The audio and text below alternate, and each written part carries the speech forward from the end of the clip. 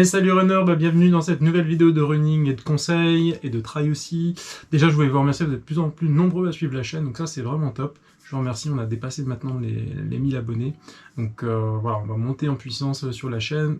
Et comme d'habitude, abonnez-vous, voilà, pour les nouveaux qui arrivent sur la plateforme. Ça m'aide énormément dans mon travail. Et puis aussi, n'hésitez pas à mettre un petit like si la vidéo vous a aidé, vous avez aimé le contenu. Voilà, ça fait plaisir à l'algorithme et puis ça fait avancer la vidéo. Donc aujourd'hui, nouvelle vidéo de running, trail. En fait, ce sont pour les équipements. Voilà, une saison de running. Je vais vous expliquer un petit peu quand j'ai commencé et ce que j'ai commencé à faire sur les chaussures et où est-ce que j'en suis maintenant. Donc je vais vous présenter tout simplement avec quoi je cours sur une année. Voilà, pour vous donner un peu une idée, comment vous jaugez, etc.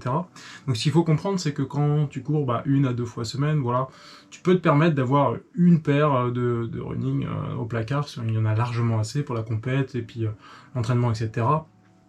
Pourquoi c'est important quand tu vas monter le volume, donc tu vas passer peut-être à 3, 4, 5 entraînements, si tu es comme moi, d'avoir plusieurs paires de chaussures, c'est que tu vas faire toute ta préparation avec ces paires-là, et à un moment donné, elle va être kilométrée, elle aura peut-être 800, 900, 1000 km, et donc du coup, tu vas arriver avec des chaussures complètement flinguées sur la course. Donc l'idée, c'est pour ça que c'est important d'avoir plusieurs corde à son arc, si je puis dire, et d'avoir plusieurs paires de chaussures running pour pouvoir mixer en fonction des types d'entraînement, tout simplement pas trop les user le jour de la course, et puis aussi surtout diversifier en fonction du terrain.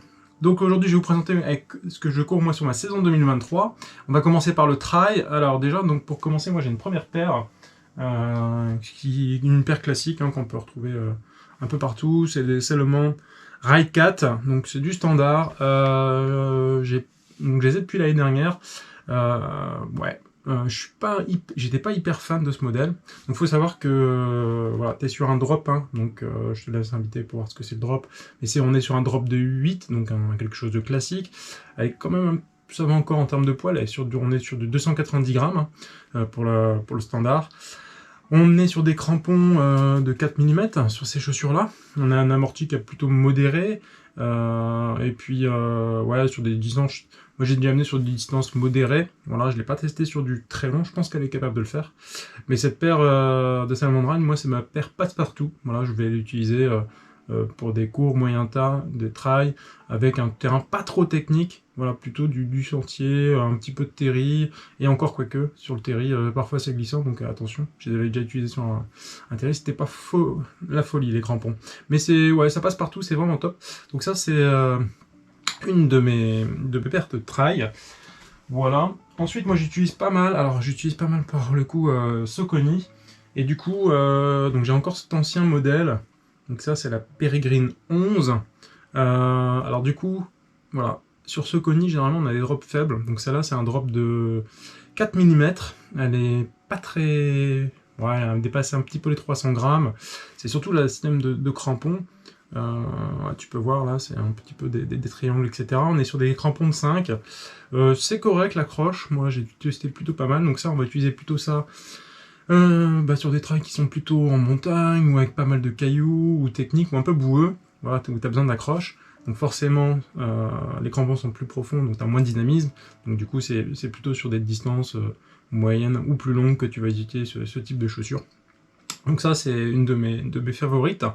Et puis, j'ai le nouveau modèle avec qui je me régale. Donc c'est avec ça que je me prépare cette année pour la 6000D notamment. Donc ça, c'est la 12. Voilà. Alors la 12, pour le coup, elle a aussi un drop de 4. C'est surtout le poids, elle est beaucoup plus légère et dynamique que la petite sœur là, donc elle fait 275 grammes. Les crampons aussi, ils ont été changés, enfin changés, c'est toujours le même format de V, mais ils sont en 5 mm aussi. Voilà, donc c'est vraiment ma paire favorite, très dynamique, donc j'utilise énormément. Donc ça, ce matin, une petite sortie de 3 heures d'ailleurs, on va vite la ranger. Et donc ça me permet, voilà, moi avec 3 paires de trail comme ça me permet d'alterner, de mixer. Je prends pas tous les jours la même, en fonction du type de séance que je vais faire. Voilà, si je vais montrer les PEC 12, celle-là je vais utiliser aussi sur du fractionné en trail, parce qu'elles sont hyper légères, etc. Si je fais une sortie cool en trail, je vais utiliser plutôt mes Salomon. Voilà, c'est quelque chose de classique.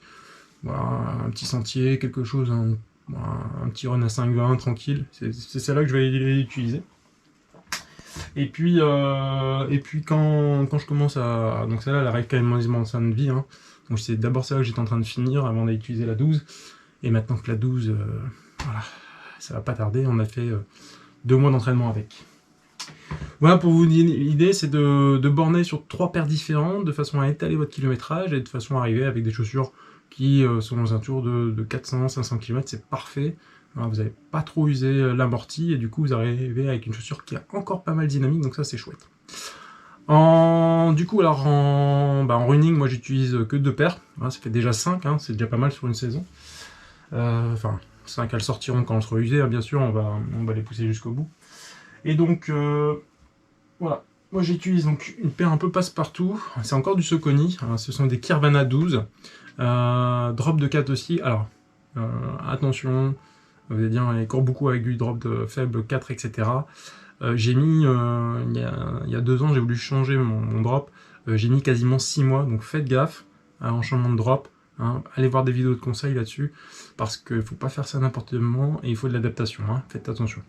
Donc la Kirvana 12 drop de 4, elle est ultra légère, elle fait 207 grammes, c'est pour ça que j'adore, il n'y a pas de système de plaque de carbone et tout, tant mieux, moi j'en veux pas pour l'instant, donc ça me va très très bien. Elle est plutôt un amorti léger, coureur léger, hein. Voilà, moins de 85 kg de préférence sur ce type de chaussures. Sinon après il faudra augmenter le poids de la chaussure et aller chercher plus d'amorti pour vous. Normalement c'est une chaussure qui est destinée plutôt sur du 10 ou du semi, donc elle est plutôt dynamique. Et pour info, celle-là, ça doit être mon 2e ou 3e modèle que j'ai. Je l'ai déjà embarqué sur du marathon et ça marche très bien. Voilà, j'avais beaucoup discuté avec la marque sur cette chaussure. Et le marathon, ça passe énormément. La semelle est plutôt bien faite aussi.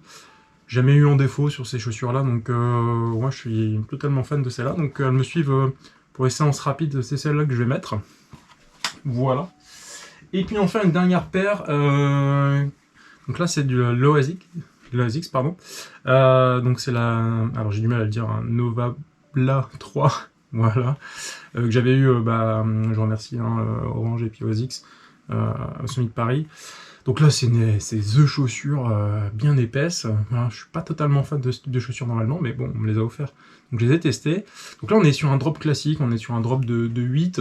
Le poids ça va encore parce qu'elles font que 259 grammes et pour le coup ils ont vachement privilégié l'amorti, c'est un amorti qui est extra quoi, enfin plus amorti que ça tu meurs, mais elles gardent vraiment une foulée, c'est impressionnant. Moi je suis assez content de ces chaussures.